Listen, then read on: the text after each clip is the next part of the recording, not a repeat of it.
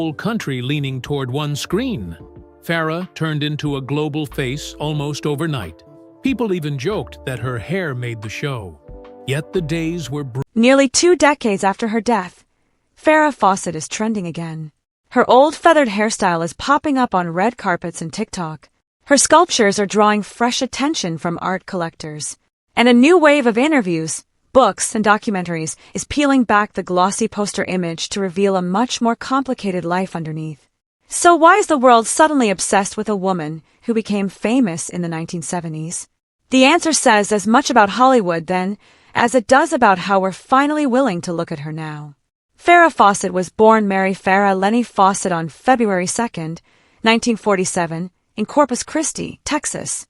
Her father, James Fawcett, worked in the oil business, and her mother, Pauline, kept the household running.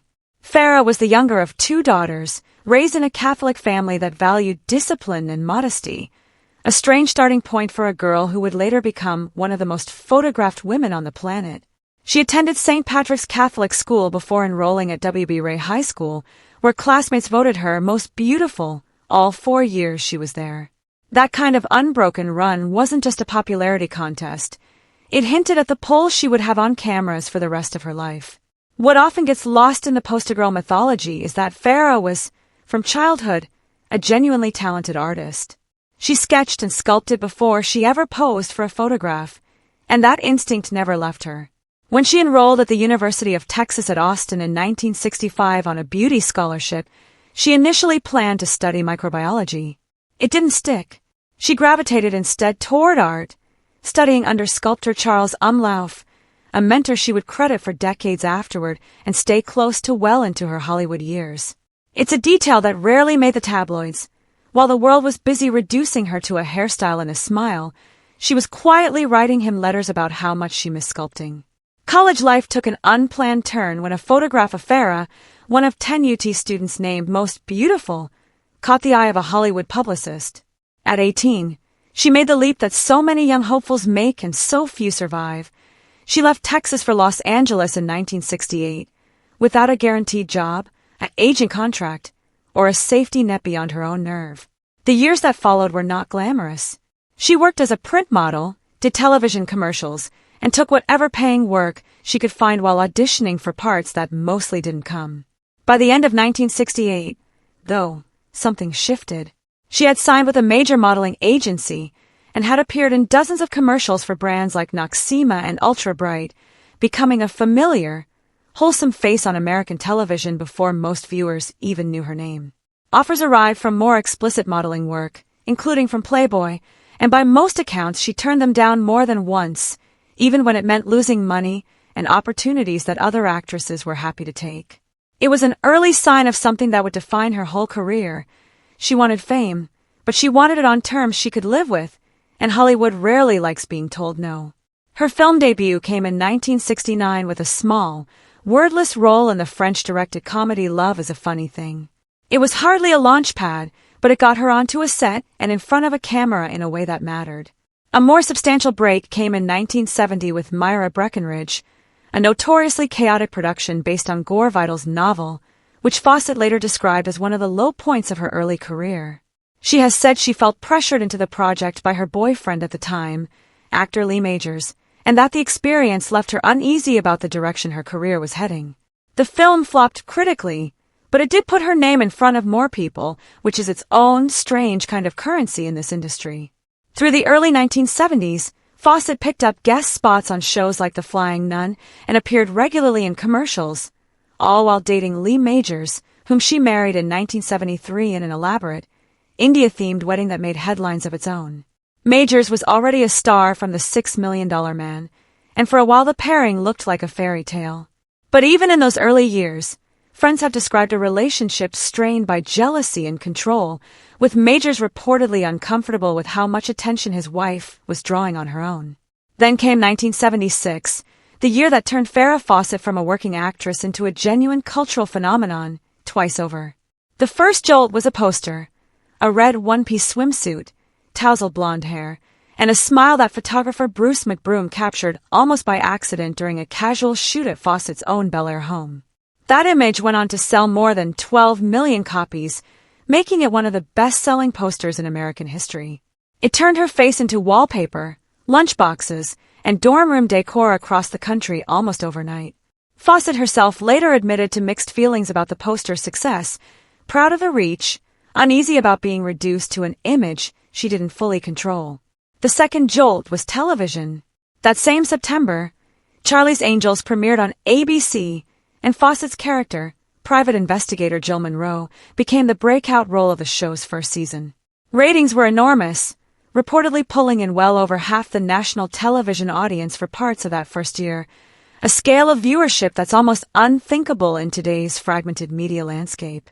Fawcett's hairstyle, the loose, feathered layers she'd worn casually for years, suddenly became a nationwide trend, with women flooding salons asking for the Farrah. It's worth pausing on just how strange that combination of fame was. Most stars build a reputation slowly, through a string of roles or a signature look developed over years. Fawcett got both a visual icon and a television juggernaut in the same handful of months, and neither one was something she'd fully planned or asked for. The poster shoot itself was reportedly a casual, low-budget affair, done at her own home with a photographer she trusted, and nobody involved expected it to become one of the defining images of the decade. That kind of overnight, uncontrollable fame is exhilarating in theory and disorienting in practice, and by her own later accounts, Fawcett felt that disorientation acutely. She has said she resented being treated primarily as an object to look at, and in follow-up photo shoots she reportedly pushed to include some of her own sculptures in the frame, a small but telling attempt to remind the world that there was a working artist behind the smile. What audiences didn't see was how grueling the production actually was, or how little control Fawcett had over her own image within it. Filming days stretched long, media attention followed her everywhere, and her per-episode pay was reportedly modest compared to what the show and its merchandising were generating. Meanwhile, her poster royalties were quietly earning her more in a year than her television salary did, a lopsided arrangement that would come to define one of the more famous walkouts in television history. After only one season, Fawcett left Charlie's Angels. It was a stunning move at the time. She was walking away from a hit show at the peak of its cultural reach, forfeiting a contract worth millions, to leave a part that had made her a household name. The studio pushed back hard, at one point pursuing legal action over her departure, and the fallout cost her professional goodwill in an industry that didn't take kindly to stars who challenged its terms. Eventually, the dispute was settled, and she returned for a handful of guest appearances to close out her contractual obligations. But the message she'd sent was clear. She wanted to be more than a hairstyle in a swimsuit, even if it meant paying a price for saying so. That price showed up almost immediately. Her film choices through the late 1970s and early 1980s, Somebody Killed Her Husband, Sunburn, Saturn III, were mostly critical and commercial disappointments, and reviewers frequently singled her out as the weak link, regardless of how the rest of the production held up. It's a familiar pattern for actresses who become famous through television or modeling. Hollywood is often reluctant to let them be seen as anything else, and any stumble gets read as proof that the doubters were right all along. By the early 1980s, Fawcett was reportedly auditioning for soap operas just to stay working, a striking come-down for someone who had been, just a few years earlier, one of the most recognizable women in the world. There's also a darker moment from that stretch that rarely comes up when people list her credits. In 1981, she appeared in the ensemble hit The Cannonball Run, a box office success that made more than $100 million. But during filming that June, a young stuntwoman named Heidi Von Beltz, who was doubling for Fawcett in a high-speed driving sequence, was seriously injured when the car she was riding in, reportedly missing seat belts and plagued with mechanical defects, collided head-on with another vehicle.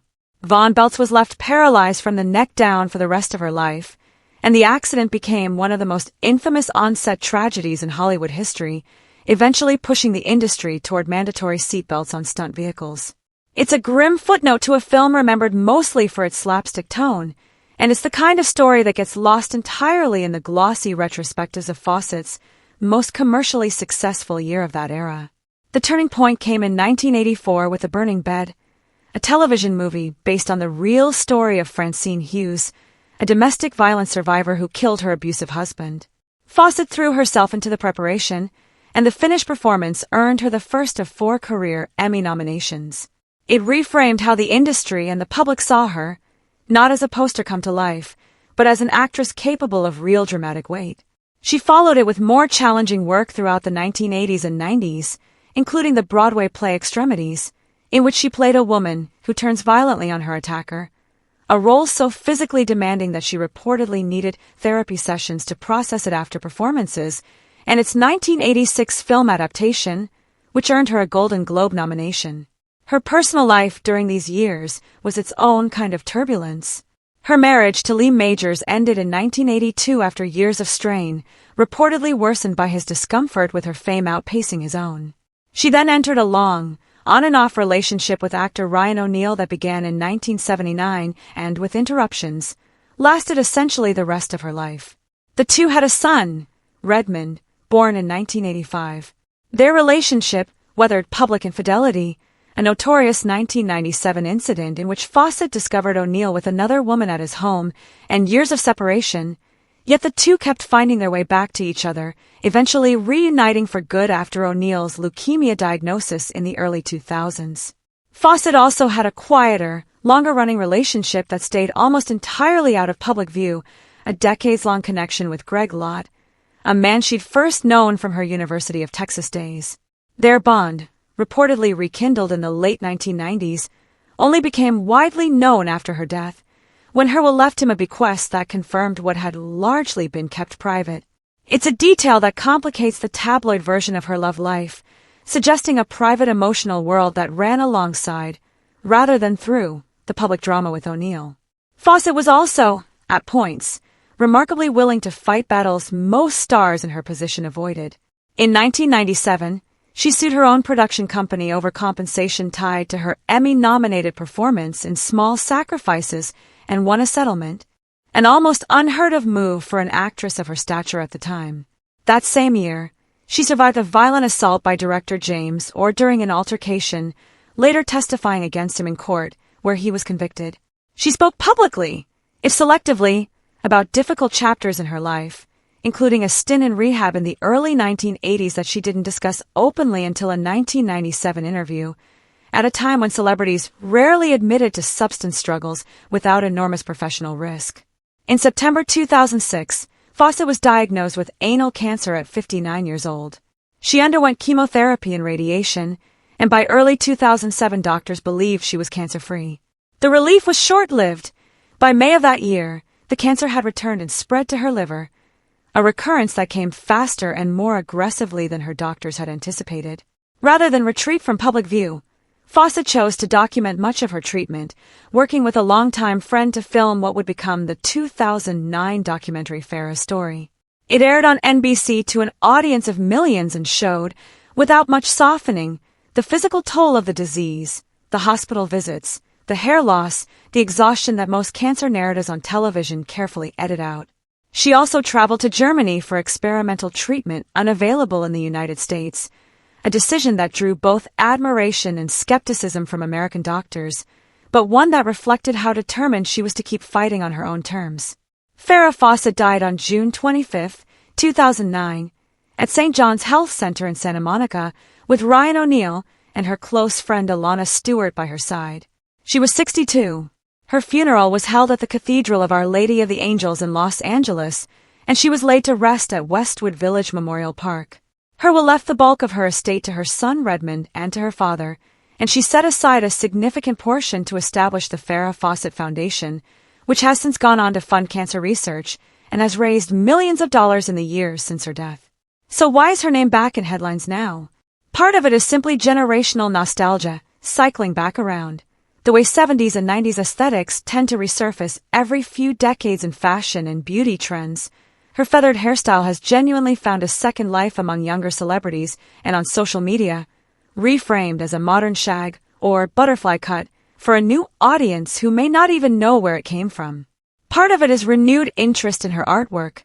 Institutions and collectors have taken a more serious look at the sculptures and drawings she made throughout her life, work that was often dismissed during her lifetime as a celebrity hobby rather than the genuine, mentored artistic practice it actually was.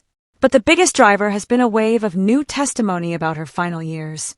In late 2024, Cher published the first part of her memoir, in which she revealed that Fawcett, during her illness, had asked to spend her last days at Cher's oceanfront Malibu home because she wanted to see the water, and that Ryan O'Neal refused to allow it, telling her she could see the ocean from his own house instead.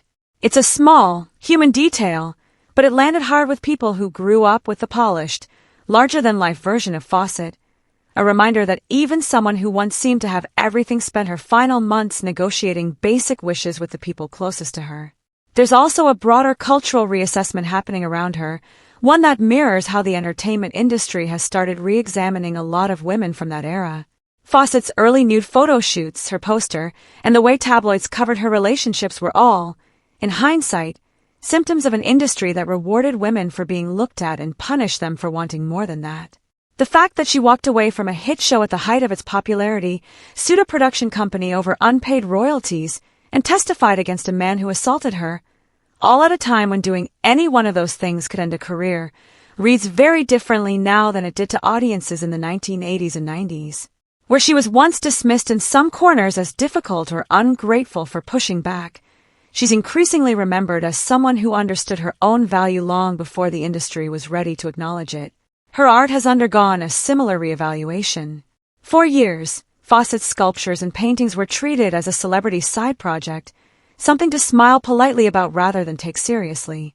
But institutions like the Umlauf Sculpture Garden in Austin, the museum connected to her old professor and mentor, have since staged exhibitions built around her actual archive, letters, annotated scripts, and artwork that show a disciplined, lifelong creative practice rather than a passing hobby picked up between film rolls. Auction houses have also continued to sell her sculptural work in the years since her death, part of a slow but steady reappraisal of her as a working artist in her own right, separate from anything she did in front of a camera.